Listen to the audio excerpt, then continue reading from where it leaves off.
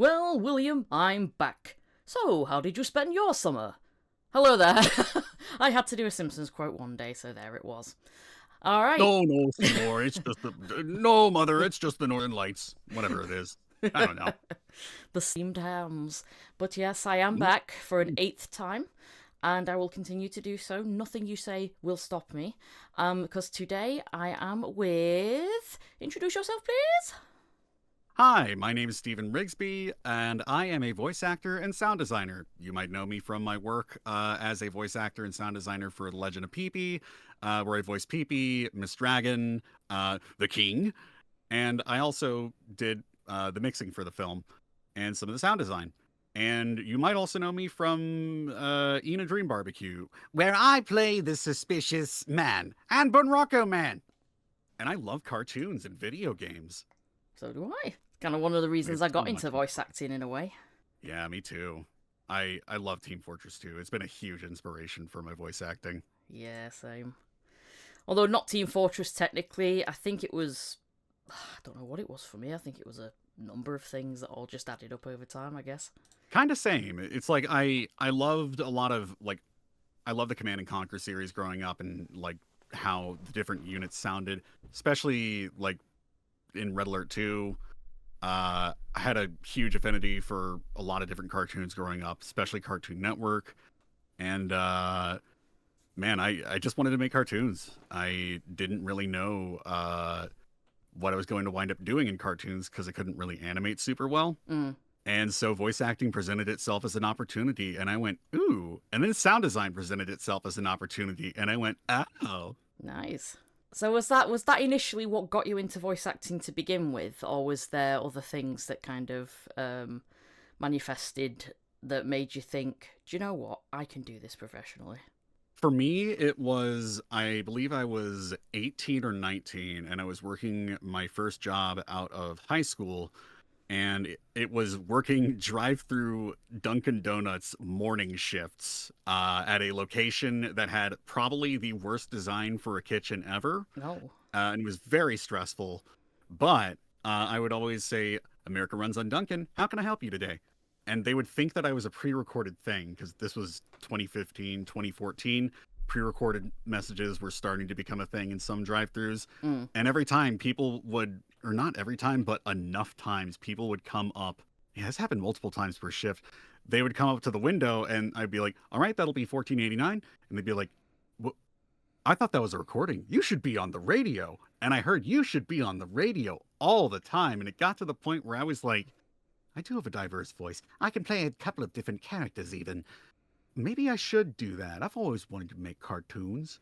Yeah. So I booked a introduction to voice acting workshop here in Atlanta, and I learned a little bit about the business, techniques, investing in equipment, and while I was going to university, just kind of pursued it in the margins, did some short films, recorded for some series, did some stuff for live events and commercial and business to business stuff, a little bit of everything. Wow. And then I wound up finally, breaking a little bit more into animation. I have enjoyed it tremendously. Yeah. I've only recently this year managed to get some animation roles, and again, I'm loving it. But last year was mostly audio drama based, but I'm mostly getting in, and video game too, but I'm mostly getting into animation now, and I agree with you there, because it is absolutely really wonderful to work in. Yeah, I enjoy both the video game and animation spaces. I've always found it so interesting that for like video game voice acting, you wind up needing to record quips and stuff that is going to be replayed over and over and over again. Just the majesty of working in a non-linear medium and all of the weird intricacies of your performance that now have to be considered. I mean, when you say about the quips being repeated, the one quip that makes me think about when you say that gets repeated is in Kingdom Hearts when they got Danny DeVito in there to play the character Phil from Hercules again in that video game. He keeps repeating, "Get on the Hydra's back!" Oh my god. And it keeps repeating it all the time. Oh my God, there is a part in Baldur's Gate 3 that my partner was playing, and every time he went to this location in Baldur's Gate, uh, there would be a guy that says this one line over and over and over again to the point where it's become a thing that I will just say to him whenever we hear something more than once and it's, noticeable. And it's just, are we at temperature yet? It would repeat every 45 seconds to like every minute and a half. And the guy is like doing that half yelling thing where, like, you're working with someone, you're tired, you're in a sweaty, machinery operated area. And I get the performance, but man, I wish they had a little bit more to break that up. Yeah. Because you'd be in the middle of combat and be like, oh man, we got to cast fireball on this guy. And then you hear, are we at temperature yet? Yeah, buddy, we're about to be at temperature real soon. I love the people who do fighting games must have a really good time because they're like, okay, make it sound like you're being punched or make it sound like you're dead. And it's like, "Ah!" You got to sound like you're in such agony. Oh, they must really wear down doing that because I think I'm done something close to that. So it does wear you down, but it does also depend on the strength of the voice you've chosen to do. But some of the voices I've heard, particularly in like Street Fighter games, Mortal Kombat games, some of the voices in that you think, wow, they must be really worn down doing that. Oh God, yeah. No, I've seen Alex Lee. He I don't remember which animes it is specifically, but I've seen footage of him in the booth doing some incredible screaming vocals. I do not know how he's able to do it so safely because it sounds like he is literally blowing out the vocal cords, but he's Mm, clearly doing it for a sustained amount of time and he still sounds great to this day, so I assume he found a way to make it work. yeah. But yeah, doing efforts and grunts and anything that conveys physical combat and getting to wiggle around a little bit if your booth permits, to like lean into the performance more. It's so much fun. I would actually love to be in a fighting game. I've auditioned for a few, but haven't really landed any yet. Yeah. I've I can't remember from the top of my head how many few games I've auditioned for or how many I'm in, but yeah, it's just like any other job, like animation, same thing. They want a diverse cast most places, so if you do a voice that you can do, but then there's like, oh, somebody else I've chosen, and they've got a similar voice to you, but I prefer theirs. There's always that sort of that risk in auditioning at the same time That because subjectivity where yeah, like if you were auditioning for like catching someone at a different point in time in the day, or if they woke up on the left side of the bed instead of the right, they mm, would have cast you. Or it comes down to like, whoa, somebody made a bold decision I never considered. yeah, Let's grab that person. And that happens a lot. I've had a couple of people that have reached out to me being like, you were our number two pick. And I'm like, this is so nice to hear, but also so I know it slipped through my fingers now. This sucks. Just a little bit. Just a little bit. yeah, because I'm it over is it is a mixed bag. You feel good because it's like, oh wow, I came so close. You appreciate me that much, and then at the other end is, why would you tell me this? it. You didn't like me before, man. I'm gonna cry so hard it makes people worried. People are gonna feel so sad for me now. They'll know what you did, but then you're like, I won't say anything. It's fine. I just want you to feel bad because you made me feel bad. No. Sometimes I do appreciate me like if they reach out to me, because sometimes they'll send in an audition where I'm like, is this a good performance? Is this compelling? Is this appealing? Would I cast this voice? And sometimes just going through maybe a period of not feeling super confident, I'll get that back and see that I was like in the runner ups, or maybe they'll add me to a short list down the line. And I'm like, okay, yeah, yeah, this is actually a good thing. Hell yeah, maybe next time. Yeah. And then eventually just keep on auditioning and get a little bit more booked. Have you ever like auditioned for a role, or even to be in the project itself in general, that you've really, really wanted to get in, and you just fingers crossed throughout the whole decision process that you get chosen to be in it, and then you actually got cast. Has that ever happened yet? Oh man, I'm trying to think. So it wasn't a role outright that I got, but when I auditioned for Desert Mayhem Overdrive for the lead character Brick, they were looking for a little bit more of an anime protagonist type vibe, Hmm. which it turns out I actually did a very good job with. And at first, I never heard back if I had gotten the role or not, which is understandable. Generally, it's good etiquette to not reach out to somebody sometimes and tell them, hey, remember this project you auditioned for? You didn't get it. Because that might knock your confidence off a little bit. But I wound up working on The Legend of Pee as when I got tapped to play the king. And I wound up being one of the sound designers and the mixer for that. And Desert Mayhem Overdrive was dealing with the production having kind of ground to a halt. Hmm. And I wound up through my connections with the PP crew, getting to be the sound supervisor to finish up the sound design and mix for Desert Mayhem Overdrive. And I'm there mixing Brick's voice acting, and I'm getting to add my own sound effects and hiding little Easter eggs and stuff. And then I wound up also getting to do the actual intro voice that goes, Desert Mayhem Overdrive! Oh, So nice. I did not get to land Brick, even though I was the second choice, and I found this out from Noah later.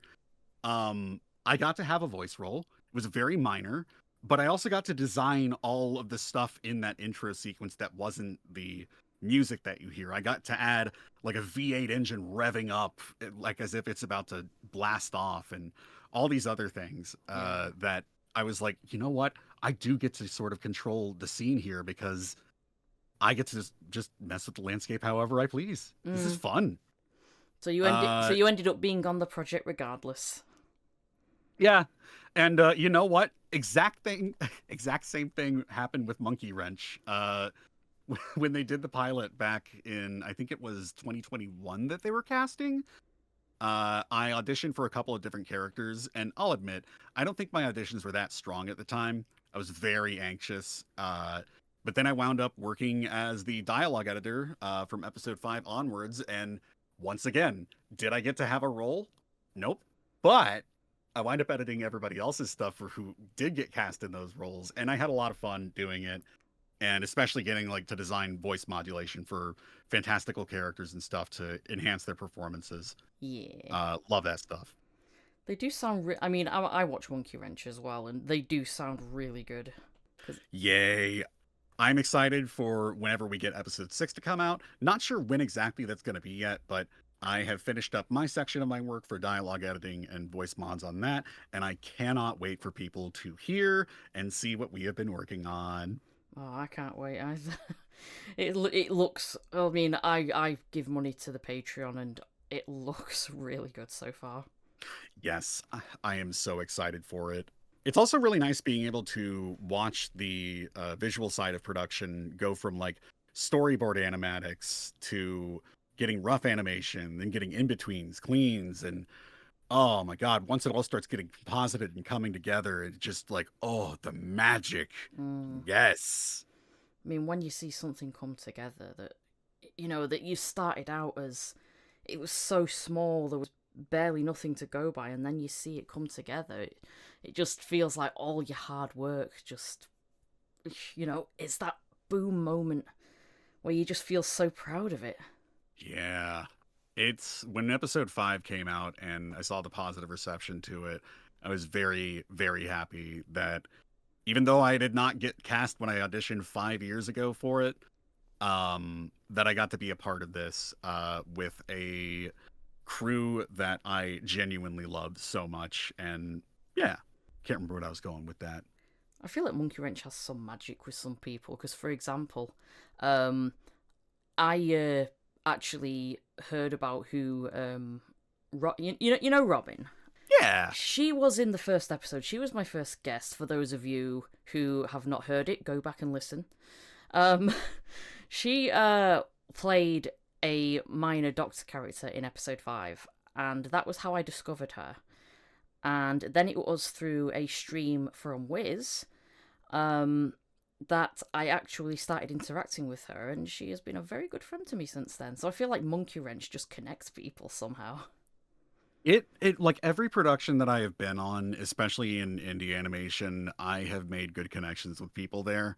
And I found that the community is incredibly small. It literally feels like my high school graduating class where even if you aren't friends with somebody, you'll be like, "Hey, you worked cleanup on that one project," or "Oh, you did all the in-betweens. That's sick." Or Yeah. "Ooh, you did boarding too? Nice."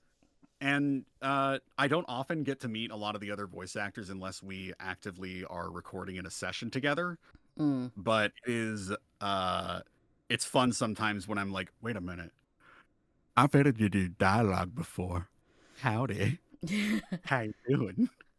Oh yeah, and then I get to hear all of their dialogue over and over and over and over and over again on loop, editing that stuff to the point where human speech starts to break down. It just becomes an assignment of weird resonances within a meat flap, and then like three other meat muscles making them turn into different sounds. Mm.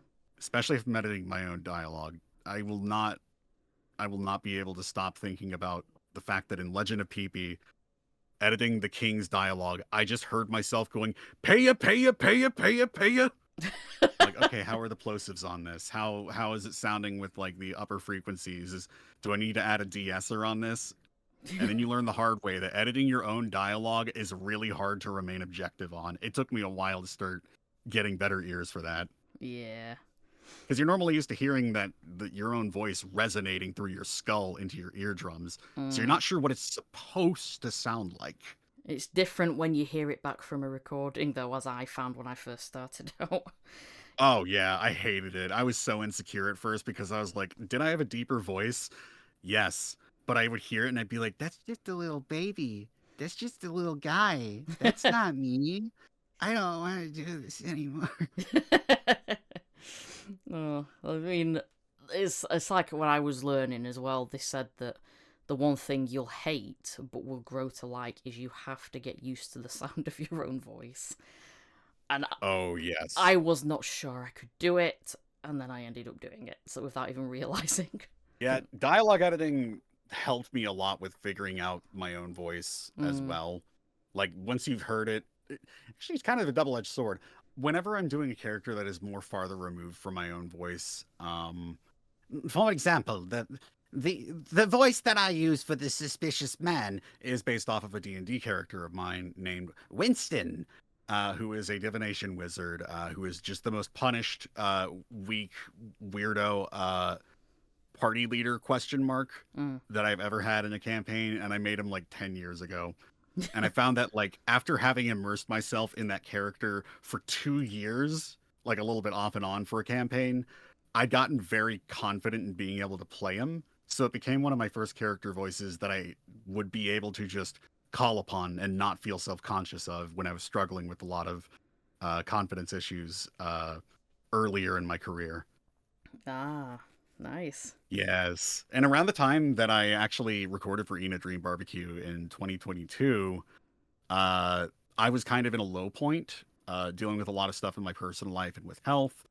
And I was just like, I was able to slip into that character no problem. If it were any other voice of mine, I don't think the performance would have been as good. Mm. But thankfully, Joel heard that in one of my demo reels and approached me about the role as a result of it.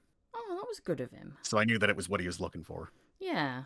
That email was surreal to see in my inbox. I was like, oh, okay, a guy wants to do. Oh, it's this. Yes, yes, I would love to do private audition. Yeah, yes, yes. Some things are very life changing. Yeah. Yeah, PP changed my life. A quote that will never, ever, ever sound good out of context. And Mm. if I don't say the animated short film, The Legend of Pee-Pee, somebody will walk into a room or enter a Discord call or whatever and just hear me talking about like, oh, dude, I love Pee-Pee. Pee-Pee saved my life. Pee-Pee really like got my career going off. And they're like, what's wrong with this guy? And I'm like, I'm so sorry. I'm cursed to be the pee-pee guy for the rest of my life. I'm not talking about urine, but he is a little piss-soaked rat. That's why his name is Pee-Pee. Yeah. I mean, they'd imagine it be so out of context. It'd be like if you're having a random conversation, sorry, with a Hugh Neutron. Now, Jimbo, we're going to teach you about dunks. And that's the day. That was the day I sat on a banana, and it changed my life. What did he mean by that? That's why everyone was looking at him like, "What?" Jimmy, is something wrong with your dad? Oh, I don't know anyone who can't do that voice. Carl Weezer's a fun voice to do. Yeah. No, it's one of Rob Paulson's best roles. I love that man's work. Yeah. He's got so much range. I mean, you hear some characters, and sometimes you don't realise it's him, and it's like, he's got range. Yes, that is what I want to aspire for with my career, is having range and people being surprised to see my name in credits for something.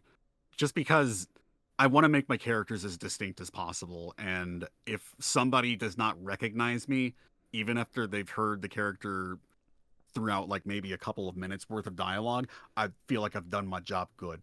As long as the performance is also good. If it turns out they don't recognize me because they think it's total dog water, oops. Oops, all Can't voices. redo it. It's out there in the ether forever. Oh, definitely. Sometimes you just gotta use it to your advantage. Oh, yeah. I know you said at the beginning a few of the characters that you voiced. Are there any others that you can remember voicing that you can talk about? Oh, man. Funny thing, I actually had a list earlier. Let me go find that. Da, da, da, da, da. I always have my resume handy in case somebody asks me that, and I go, oh, hold on, let me look it up. I have to IMDb myself for this question. My IMDb, oh God, I need to go on a tangent real quick. My IMDb pisses me off so bad. I need to go see it right now. It's never 100% on point. Oh, this is so much worse, though. It literally has my sound department credits first, and my acting is like pushed to the bottom, and you have to click down to see it. Ina Dream Barbie, when it's in my known for thing says, I'm known for failing upward for an episode that has not been completed yet. Lulu, an animated short film by Michelle Zhang, who is one of the 3D generalists and marketing people and storyboard artists for Glitch Productions. Delightful woman, by the way. Yeah. Louie, a film where I play 3 different characters, including the emergency banana. Only about 5K views on YouTube. Please go watch it. Louie, directed by Mike Scandora. It's about an orangutan stuck in a bathroom, and it has probably my best sound design I've ever done in it, and best mix. And then it has Ina Dream Barbecue. Like, it's a lot of stuff that people have not seen. And then it has Ina Dream Barbecue there. And then when you scroll down, it is all engineering stuff from there. But as far as other roles go, God, I really liked playing Skipjack in The Ballad of Skipjack and Atticus. He's just a good-for-nothing outlaw bandit. Just a little cat, quite literally a cat boy. Aww. And he is a bad stepfather or adopted father, whatever he is. Kind of like a Bugs Bunny character if he had like a little less spine than Bugs Bunny. But yeah, playing the banana in Louie was also... You know what? The banana is one of my favorite roles I have ever played. That sounds messed up, but I look at that banana in that first aid kit, and I am reminded that I got to mix all my own dialogue, and I also did writing for that short film and wrote all of my dialogue timed out to the animation. Originally it was just like random whispers that were going to be there, and I offered to the director, since I'm a VA and I'm also doing the mix and sound design, I feel like it would help with exposition of the story if I also gave the banana a voice that was alluding to things and sort of planting seeds narratively. And he said, absolutely. And I'm very glad I did. I'm very, very proud of it, especially working with the animation already being timed out. It felt like I was building an audio drama to accompany the film, but it wound up being a part of it. Plus, if you make the character your own, it shows a bit of extra talent going on. Yeah. My favorite line from that is, yellow is your favorite color and it's delicious. Like tempting the ape child like a horrible nightmare demon creature. Like an addictive impulse, like, come on, drink me, eat me. Also, I had one of them is like, it was listing off all of the different vitamins and nutrients that are beneficial to bananas, and I panned it so that it sounds like it's coming from many different directions at once. It's like vitamins A, B, and C, potassium, magnesium. I'm so good for you. Please go watch Louie. Go listen to me as Banana. Oh yeah, I definitely need to look at that now. I need to know how crazy this banana is. I see, like the banana's kind of crazy, but I think it's all Louis. I think it's all in his head. I think Yeah. that's his subconsciousness saying things to him, and the id ego and super ego are all fighting each other. Yeah. Oh, you'll have to link it me. I need to see this now. Sure thing, Yeah. absolutely. A lot of Team PP worked on it, actually. Oh really? Yeah. When you do voice acting, what have you found so far, or even completely, is the most challenging part of doing it? Honestly, it's consistency. Mm. Because I try to make sure that I'm making a decision where even if I've got the same sort of vocal profile for a character, I need to have something different in the characterization that sticks out, which Yeah. also means I need to develop a way of speaking in this character's voice that is consistent and distinct. And if it's like a longer project, I found that it, once when you first start recording, you sound a little bit different sometimes towards the middle or end of it. Yeah. um, so I try to also prep beforehand, but then it might turn out that one of my ideas for characterization isn't quite what the director wanted to go for. So I now have to make some decisions on the fly and making more bold decisions than not.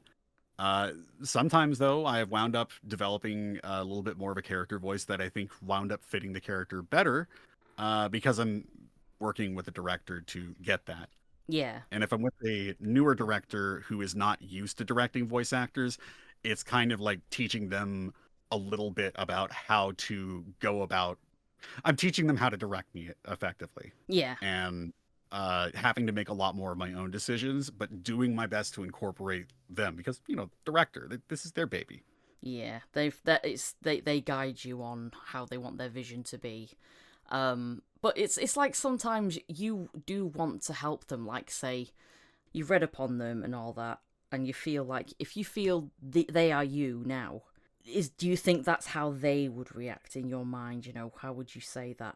Sometimes they will ask, but but it's mostly their vision, because sometimes when they ask me, I'd just go, well, I'd put it like da da da, like however it works, and then I'd say, well, that's just me though. It's your child.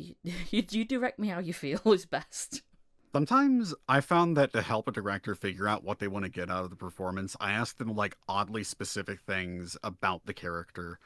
Similar thing to whenever you're like pitching a cartoon or a show or film Hmm. to a studio executive. They're going to ask you questions that are oddly specific, probably stuff that you've never thought of before. And on the spot, if you know your character well enough, and most directors are also working on projects that are theirs, that they've written or designed characters for, they're going to know the character better than you. Yeah. So I would ask them things like, what is this the kind of character that would laugh at a person falling down, or do you think they would like stifle it and then giggle off to the side, or do you think they'd just be like sad? And like Mm. what kind of sad? Like despondent and just overreacting to it and being like the world is shit? Or is it more along the lines of, something else? Can't think of anything off the top of my head. Oh, Are they sad out of pity? Oh, poor creature. Oh like dear me.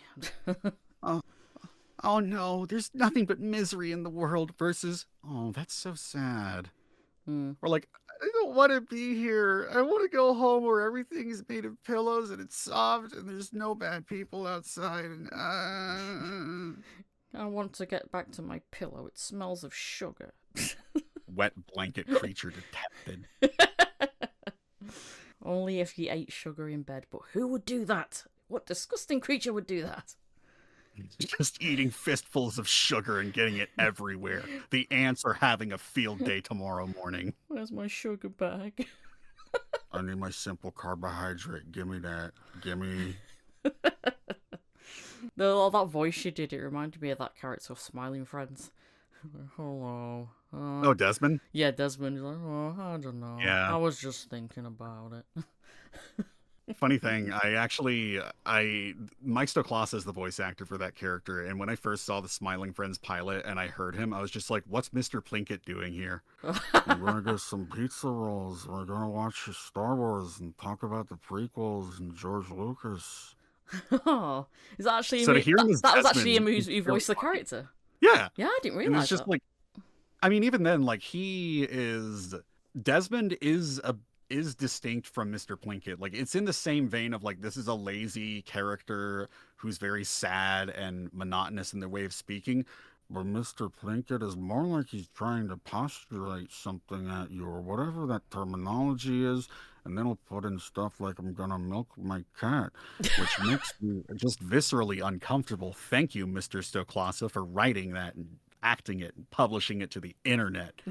And then for Desmond, it's just he feels like he's more just incredibly depressed. There's no more whimsy. There's no postulating or professing about something he likes. It's just a guy with a gun to his head.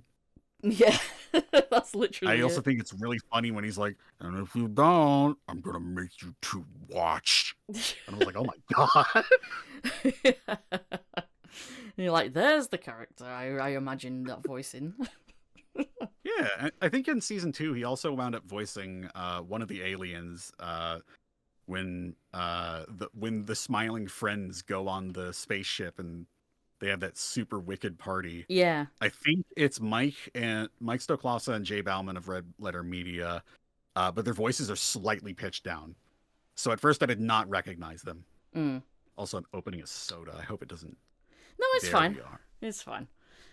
Are you sure I'm not going to be beaten within an inch of my life? No, I don't 'Cause do I'm that looking to for it. people. I don't do that to people. Reaching through the internet across the pond, throttling you through the webcam. What will happen? Reach my hand in here, and hopefully it reaches your end. I just start pouring my Dr. Pepper all over the microphone in order to try to give you some. And then it pulls out of my terrifying. microphone, and I'm like, what? Nah, it comes out of your headphones. Oh, and I'm Getting like, an earful of Dr. and I was like, oh, it smells like sugar. Smells like spicy cherry soda. Well, we do get Dr. Pepper over here. I don't recall seeing cherry, but I might have missed it. 'Cause I don't drink it myself, so I probably wouldn't have looked for it. I have no That's the idea. official flavor. The official flavor of Dr. Pepper is spicy cherry soda. Oh, is it really? Which some people I know that hate this taste of Dr. Pepper call it barbecue water. And I'm like, yes, that is actually like spicy cherry. That is similar to like hickory smoked brisket or something like that. So that makes sense. I guess it's like the cilantro thing. You either love Dr. Pepper or you hate that shit with a burning passion. Like my partner does. When Like, I want a soda, and then I turn it around and he sees the Dr. Pepper label and he frowns and walks away. Look, I'm drinking Pepsi. No, it's not. It's Dr. Pepper. Well, I'm out. The blue can turns red as he turned the logo toward you. Oh wait, it's Coca-Cola. No, it's not. That'll be a moment. You've named a few of your characters already, but who's the favorite one you've voiced so far?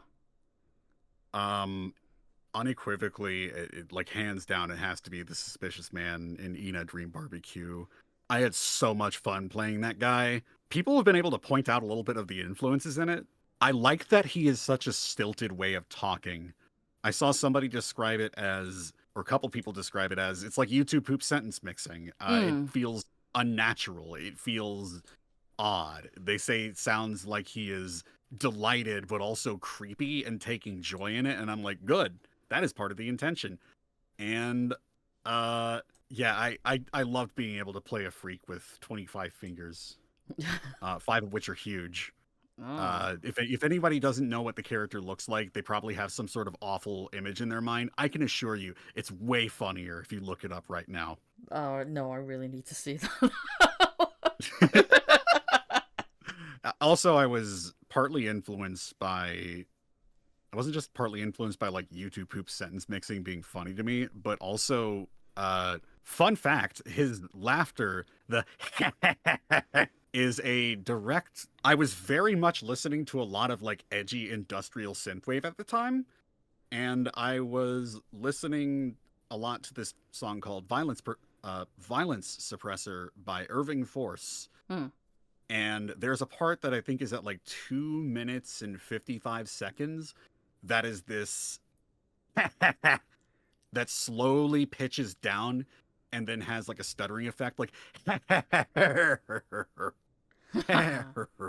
then you Oh. get into the heavy metal riffs. So in part of the performance also I dipped down, I sort of pitch my own voice down a little bit as each comes out. Yeah. And I noticed that because originally I also wanted to do some of the dialogue mixing, but Joel already had someone tapped for that. And I was thinking, like, man, I hope the person who winds up editing this dialogue gets that, like, I think it'd be really cool if there was some automated slight downward pitch bending for that section. So even though it's naturally pitching down, there's a slight artificial down pitch that just makes it otherworldly and weird. And that is exactly what it sounds like they did. And so I'm so happy about that. Yeah. Delighted, So- even. It's always good when it sounds the way you'd expect. Oh, sometimes the most unexpected things are wonderful, though. Yeah, they are. So when you're doing a character, if say they've given you the image of the character with no description, or just the description without a character image, what makes you decide what voice to use for them? So if I get a character description but no visual for them, and we don't have anything like a visual like look-alike or a character sound-alike or anything like that, I look at the qualities of the character and I think to myself, what are some characters that I like a lot from stuff that I have enjoyed in the past that sound like this? And I will try to combine different aspects of ones that I see and see what I can make out of that. Yeah. Like for example, there wasn't a sound alike for the Suspicious Man, and I did grab a little bit of Marasmus from Team Fortress 2 for that, which people have pointed out, and I have been very happy to hear that, because always shout out to the TF2 VA cast. They did an amazing job making like every line in that sound iconic. I love how they still go to conventions and just actually, not all of them go, but there's a few of them that do regularly go, like 4 or 5 of them. And they always record little funny videos with each other as the characters. Oh my god, yes. Oh. And the ones who voice the heavy and the medic in particular are the ones that do most of it. Yes, Gary Schwartz, who does Heavy, the Demo Man, and Monoculus. And Robin Atkin Downs, who does the medic. Robin Atkin Downs, do you know he's the favourite voice actor of one of my close friends? Ooh, And he is phenomenal. if I was to get Robin Atkin Downs on here, he'd be the first person I'd tell he was coming on before anyone, and then he'd just be, what? he would lose it. He'd be so excited. God, yeah. Fun fact, did you know that a lot of the Team Fortress 2 and Half-Life voice cast are also in a lot of Humongous Entertainment games, like Spy Fox, Pajama Sam, Freddy Fish. Right before working at Valve, it looks like, or working with Valve, they did a lot of stuff for Humongous Entertainment, and it's really interesting to go back and hear John Patrick Lowry in Spy Fox, which is one of my favorite like PC games as a child. He plays so many different characters in the hub area that it's nuts that they all sound distinctly different. Like there's one who's like, "Hey, want to see my tattoo?" And then right next to him is a bunny guy. It's like, "Actually, this will be a collection of things." And the intonation of both characters is so different. And I think when you go down to the basement lounge area, he's playing the lounge lizard that also goes, "Hey, which is funny because it's literally the Girardi guy. Yeah.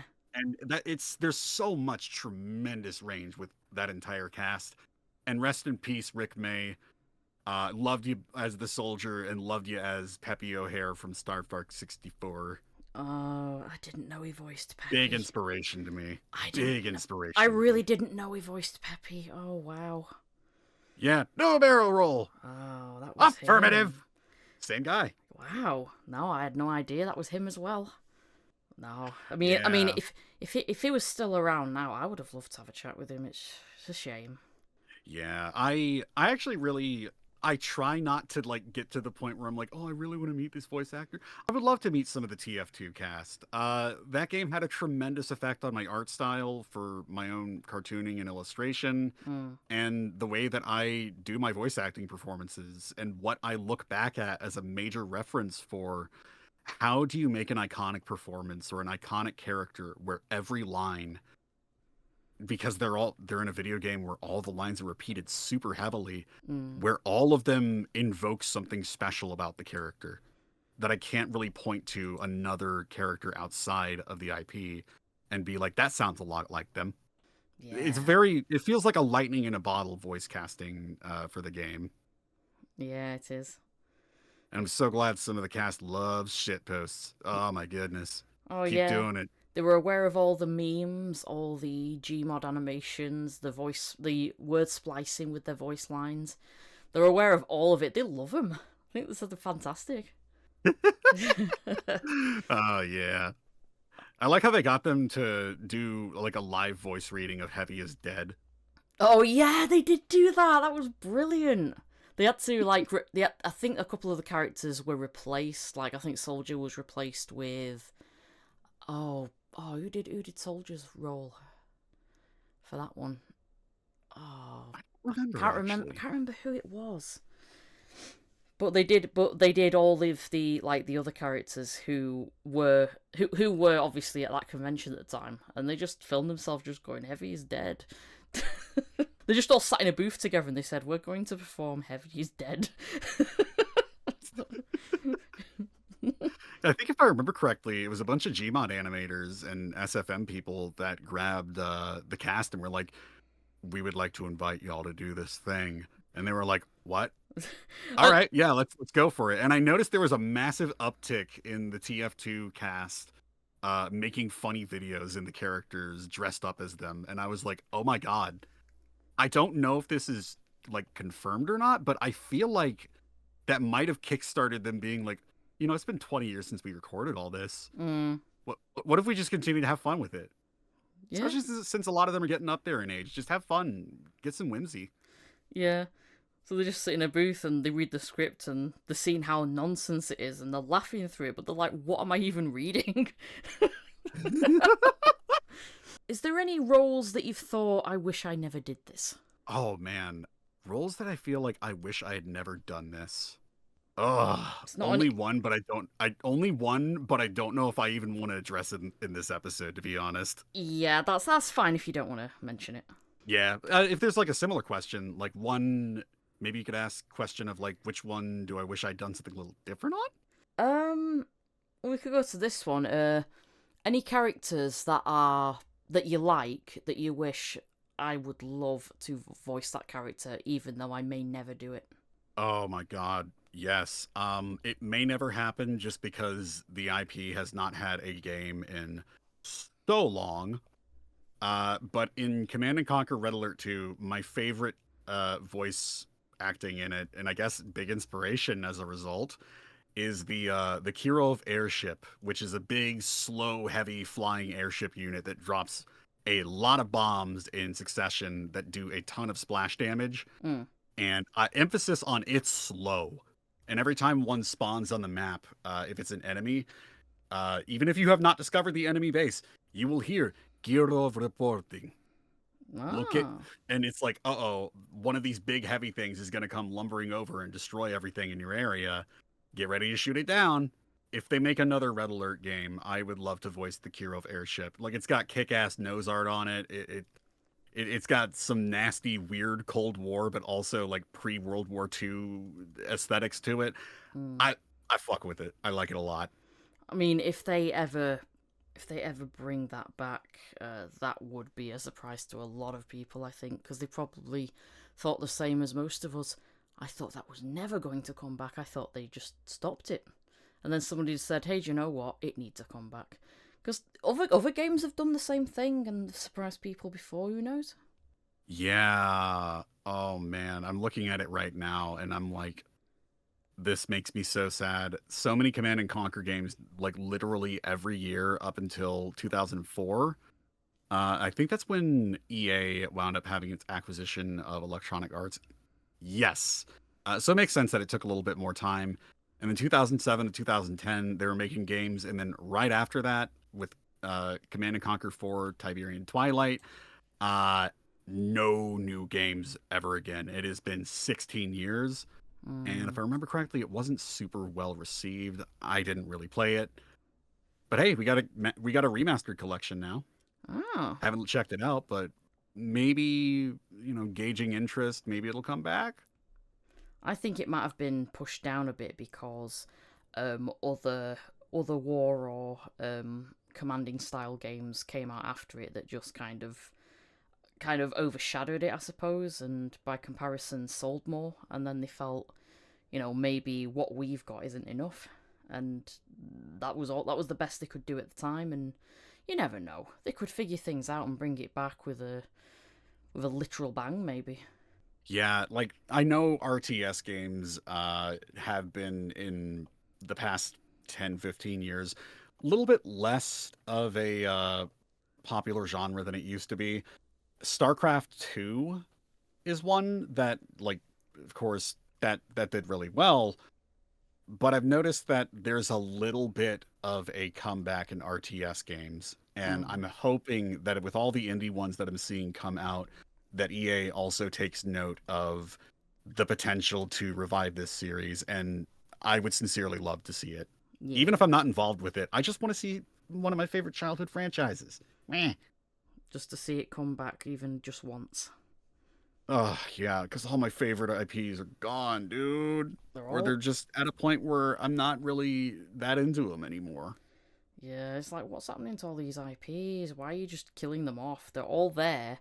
People want more games for them, and you're just leaving them to sit in the vault. What's going on? Microsoft, bring back Blinks the Time Sweeper. You need to do this. I don't care how you do it, just don't put him in a pachinko machine. Nah, just let him have another game. Let him try to be your mascot Yeah, again. allow Xbox to revive itself a bit. It could work. Just give it a go. You never know. Yeah. Have you ever gotten into a voice role that you felt, do you know what? I can relate to this character. Oh man. Yes, actually. Um One of the characters that I would find myself relating to more, I hadn't really thought about this in a while. It is the big dragon from Fernanda Cipriani Yontop's, or Fercy, her short film Learning to Float, Hmm. which is about being a stranger in a strange land and struggling to communicate with people and uh, being really worried about the perception of others. And I saw myself in the character who only has a couple of very short, garbled lines that are in English. Mm. Largely, it's me making noises, but I liked that the character was trying to persevere through adversity and try to find happiness in the new place that he found himself in. I have found myself drifting between communities and careers and grew up a very ill child. Mm. So I struggled a lot with my social skills. And I looked at this and saw how, like, this big guy is trying to be approachable and fun and happy, and people are anxious about it. And I was thinking to myself, yeah, Mm. yeah. So even though it was a character where I didn't have a lot of actual speaking lines, I found myself relating to him in a positive way. Yeah. That role actually kind of helped me a little bit, I'm realizing.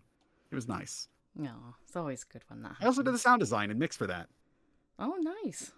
But those who want to be voice actors, what advice would you give them when they're just starting out? Please have fun. Yes. Please fun. Please have fun. Like, I know you want everybody wants to be in something of merit, of worth, to be able to put their name to the world or to have a legacy or fame or whatever reason that you have. But I found that until I got myself to the mindset of just having fun and didn't think as much about the career, just making things for myself. Mm. You know what? Yeah, that's it. Please make things for yourself. Stuff that you do not care if people find it like weird and cringy, or if you think people are going to make fun of you, especially if they're in like your friend circles. Make something so indulgent and weird, and you decide whether you want to share that with the world. Yeah. Make dumb little shitposty comics. Make dubs. Make weird little audio drama things that are either serious and maybe you're experimenting with something. Find some people to collaborate with. Mm. Network. Now we're going to start wrapping up shortly, but there's just a couple more questions. The first one is, what other things do you do when you're not in the booth? When I'm not voice acting, I am doing either my audio engineering, or I might even be working on a little bit of my music in my spare time, which I have been slowly opening up to the idea of doing it a bit more professionally. Um, I like to draw, and I like to write as well. And more than anything else, I like video games. We I all really do. like video games. I'm a gamer. Yeah. With a capital G and a capital R and two lowercase x's on both sides. Yeah. We all Gamer are. score 9 billion. I feel I'm a little behind at gaming because it was only 2 days ago that I learned what GG meant, but I'm old, so it. GG? When I was playing Counter-Strike Source, I knew what GG was, and that's like 2009. Yeah, I never knew what GG meant until 2 days ago because I was going to say I'm going to be 40 in less than 2 years, so you need to give me a bit of a break. Honestly, once I started hitting my late 20s and I realized I was no longer hip and with it and I didn't care anymore, oh my god, I was free, man. I was like, Mm, holy shit, I'm using terminology that makes people 10 years younger than me go, ew, you're old. Thank God. Abraham Simpson, it'll happen to you. yeah, I was just thinking about that quote. It'll happen to you. And it'll happen to you. And it's When I not hit it's 30. not wrong because it does happen to everyone. I mean, it's exhausting trying to keep up with everything all the time, and you realize that a lot of stuff that is in the cultural stuff that is currently popular, you might realize is really not geared towards somebody with your upbringing or adulthood or maturity level or whatever reason, and you just don't really feel a reason to connect with it. Mm. So yeah, you just find with the stuff that you're happy with. And sometimes you learn a little bit more about stuff that's out there, and sometimes you just go into your little hole. Now, the final question I wanted to ask is Ew. what I've been asking everybody else. Is there anything that you're curious about me you want to ask? I I would like to know what kinds of characters do you want to play? Whether it be like the physical or like species aspects of them, like maybe you want to play more humans or robots, Hmm. or just like archetypes. I'm curious. I like the idea of playing animals. I like not just like basic animals, but also anthropomorphic. I always say that word wrong. Anthropomorphic. If I've still said it wrong, I apologise. But yeah, I like playing like animal characters, which I have done already, which I'm really glad I have. But I think the ones I would love to play more of is I'd love to be more cat characters because I love cats, and Aww. I really want to have a cat on my name somewhere. Which I think, if I can't remember, I think I have played a cat at least once. I'd have to really look back on that. But I would also love to play an otter for some reason. But I think it's just because I like An otters. otter. Yeah, I love those silly little tube guys. yeah. I call them little squeakies because they all just squeak everywhere.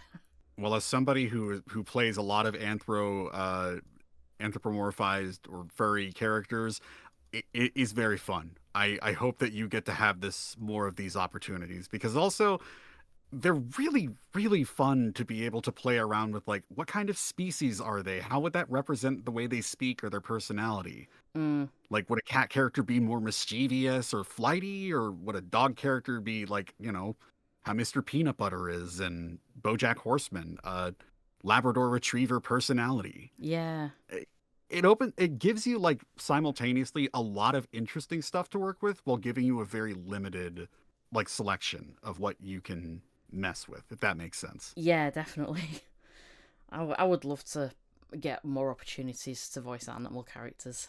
That's definitely on my bucket list to just keep doing, because they're my favourite sort of characters I love to play.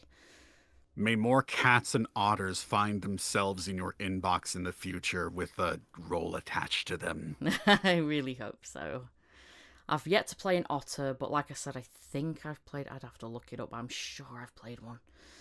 I'll have to do my research on my own on my own casting lists again. Oh, I hate to wrap these up, but I do enjoy doing this show so much because I get some really fun people like yourself on, and I hate wrapping up, but it's got to end sometime, so this is that time, unfortunately. But thank you so much for coming on. First of all, thank you very much. And may I tell folks where they can find me? Oh, definitely go for it. So you can find me on Twitter, Blue Sky, and YouTube. I go by, my handle is Biborig, Biborig, and typically just go by Rigsby everywhere else. And I've also, it might be up soon, StevenRigsby.com for a lot of my portfolio, reels, resume, fun stuff, all of it. Yeah, they will also be links below as well, so you can definitely go check them out. Go click the links. Go watch the things, please. You won't regret it. Not yet. I have fun on this show. I had fun too. Thank you so much for having me on today. Absolutely. I mean, I say this to every guest that comes on. If there's ever an opportunity in the future to have you back, I would love to. Absolutely. Yeah, I love everyone that comes on here. I know that sounds a bit creepy, but I do. Alright, everybody listening in, thanks so much for coming in again, and I will see you in the next one. Bye, everyone. Bye-bye.